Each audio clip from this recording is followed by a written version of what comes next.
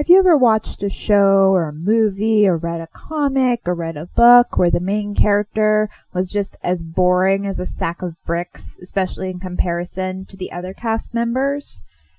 I mean, have you? Like, please tell me if you have and what story it was, because I think everyone in the world but me has had this experience, because there are multiple videos and articles from both writers and story consumers, readers, watchers, whatever, that complain about quote-unquote boring main characters, or MCs. Oh, actually, I'm going to be saying MC to refer to main characters in this video because it's a lot faster. But anyway, so like, everyone's complaining about this, so I feel really out of the loop. It's like high school or something. I'm not a cool kid. I'm not sitting at the table being bored with everyone else. Like, it's pretty embarrassing. However, I do grasp the theory of the boring MC main character, I think. And I think I've narrowed down the cause of a quote-unquote boring main character to 4 common concepts or causes. 1. The main character is passive. So this is when the character doesn't make any choices that progress the story. The story just happens kind of regardless of the character. Like, the MC is just there for the ride. So I think there are 2 common reasons that this could happen. The first is just bad writing. Yeah, it's not uncommon for main characters to just like start off in a story in Act 1 as passive. But then generally the character should become more active as the story continues. But a lot of young or new writers, they don't really make the character active because they kind of forget, or, I mean, there are a variety of there are a variety of reasons. So the character is just kind of like floundering around for the whole story, passive and boring, I guess, like a dying fish. I mean, that's kind of pathetic, so I guess that's why I don't find it boring, because it makes me sad. Anyways, the second cause for like a passive character is that the writer might be trying to make a point. This would probably happen more with literary fiction, where the story is more about a theme or a concept, and the main character being passive throughout the story could be done intentionally to help prove a point about the theme. This would vary on a story-by-story basis, but like, yeah, I could totally see some writers doing this. The second reason for a boring main character is just that the main character is intentionally flat. So the readers or viewers or video game players or whatever can insert themselves into the story. So like, yeah, this is like basically the avatar character in a video game, except it's in a book or in a movie or whatever. These characters are intentionally kind of bland, and they don't really have like super distinct personality traits or severe flaws or interesting and distinct ambitions, etc. So like, I really think that it would be oversimplified to just call this character boring or flat or a bad example. I'll get to that.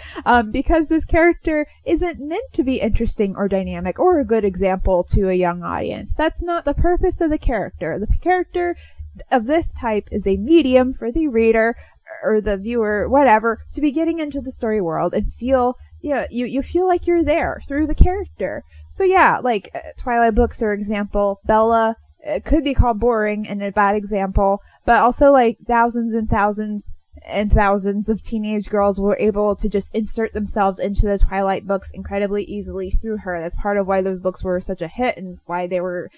Actually, I don't know if anyone ever described those books as addictive, but if they were, I would say this might be the reason why. But yeah, so I think as a character, she was serving her purpose. So the word boring implies some kind of flaw in the writing. I think that's kind of misleading whenever what you have is actually a successfully executed avatar character.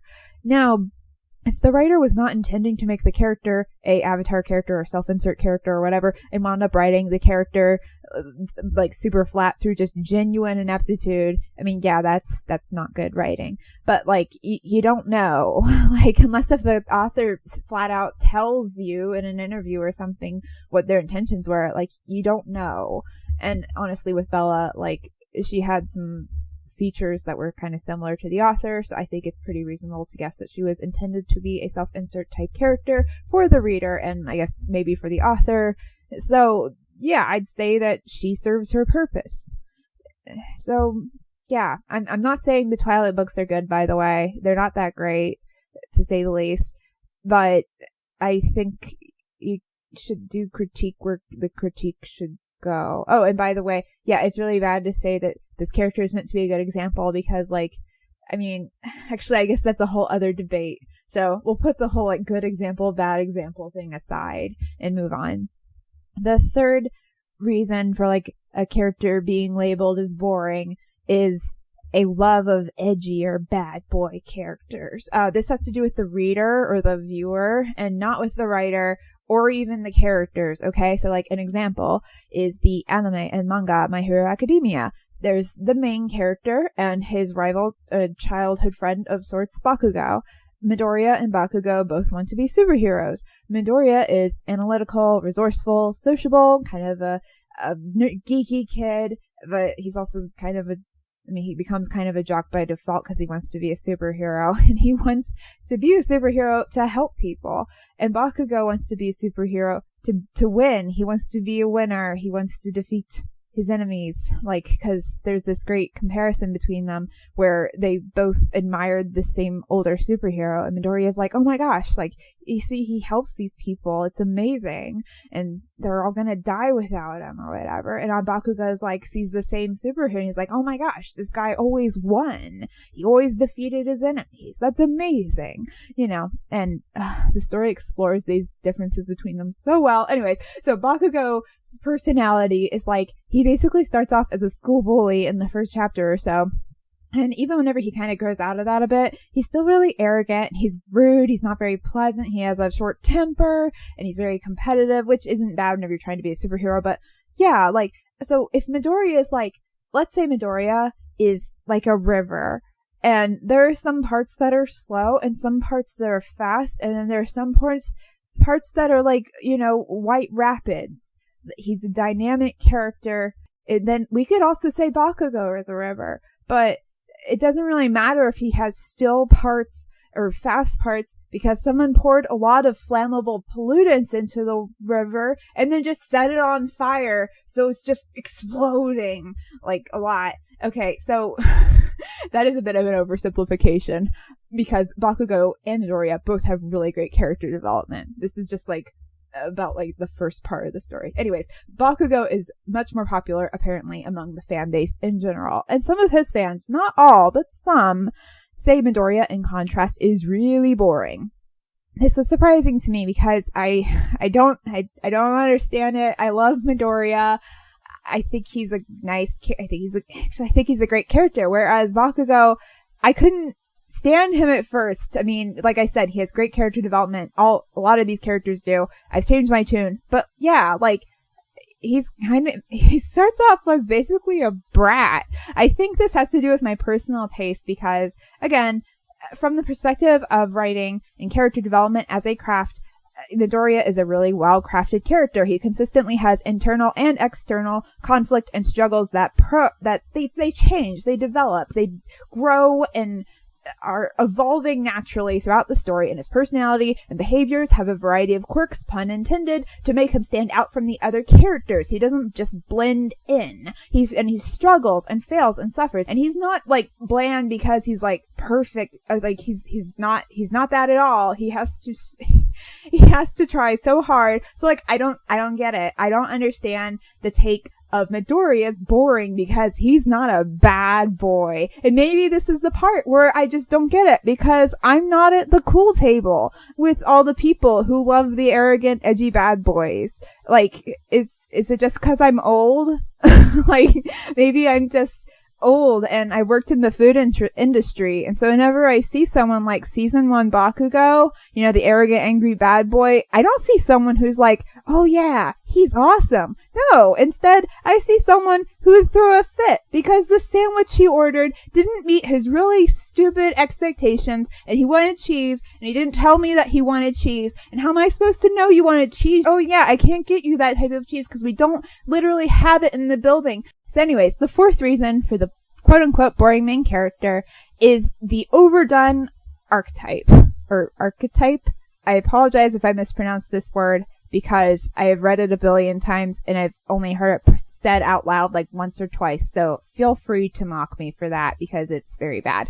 I think that the overdone trope, let's say, is both the most interesting and the most fair critique of the boring main character. I will fully admit that if a story meets a certain level of quality in the writing, I personally don't really care if they used like tropes or overdone archetype or anything like that. I don't consider those characters boring, you know, as long as the writing is up to a certain standard. And honestly, if the writing is not up to a certain standard, either I'm not watching that show or reading that book, or I am doing so ironically, in which case I am enjoying it and it's not boring because it's so terrible that I'm making fun of it and it's a lot of fun. But anyways, that aside, I don't consider the overdone archetype boring, but I do grasp the theory here. So like one like character trope that is brought up like anytime that overdone character tropes are discussed is the farm boy who is the chosen one. I mean, this whole farm boy chosen one was overdone in 2002 when Aragon came out. So like, yeah, it's definitely even more tired by this point 20 years later. I think that the response to this is like, I think there are two common responses to this problem, a quote unquote problem, whether or not you consider it a problem. I think that'll vary. But anyways, there are two common responses to this, aside from the I don't care response. The first response is this overdone character type should just be completely avoided. Writers should try something different. They should just not do it. The second response is that the writers can do these old types, but just should try to make it fresh and interesting somehow, giving it some kind of really cool twist.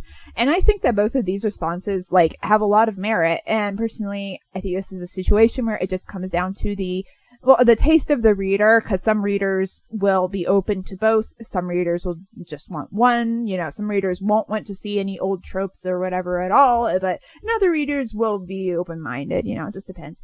And for the writer, personally, I think that it is ultimately about what's best for the story in question. And some stories, you know, avoiding the farm boy chosen one might be what's best for the story. But in another story, I mean, a farm boy chosen one with maybe a bit of a twist might be just exactly what is best for that story. And yeah. So what is your take on the boring main character idea? I would love to hear your thoughts in the comments down below. And I will see y'all in another video. Bye bye!